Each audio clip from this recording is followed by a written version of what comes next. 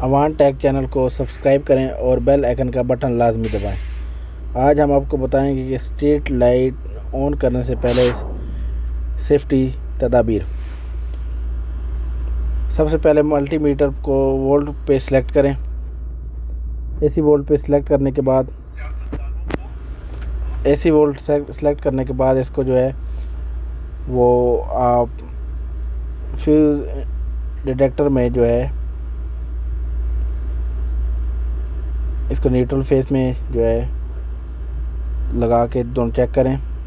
یہ وولٹ آ رہے ہیں 231، تو اس سے ہمارے وولٹ بالکل ٹھیک ہیں۔ تبھی ہم جو ہے فیوز لگائیں گے۔ تو پہلے جو ہے وہ نیوٹرل وائر لگائی جاتی ہے ہمیشہ۔ نیوٹرل وائر لگانے کے بعد ہماری جو لائٹ ہے وہ 150 واٹ کی ہے، تو ہم جو ہے 6 ایمپیئر کا جو ہے وہ فیوز استعمال کریں گے،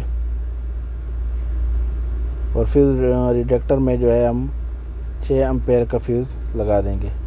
فیوز لگانے کے بعد ہماری دیکھیں لائٹ چل گئی ہے۔ تو ہمیشہ جو ہے 1 بائی 1 لائٹیں، جو نئی لائٹ آپ لگاتے ہیں 1 بائی 1 اس طرح فیوز لگا کے وولٹ چیک کر کے لگائیں، تاکہ آپ کی جو لائٹ ہے وہ محفوظ رہے کوئی۔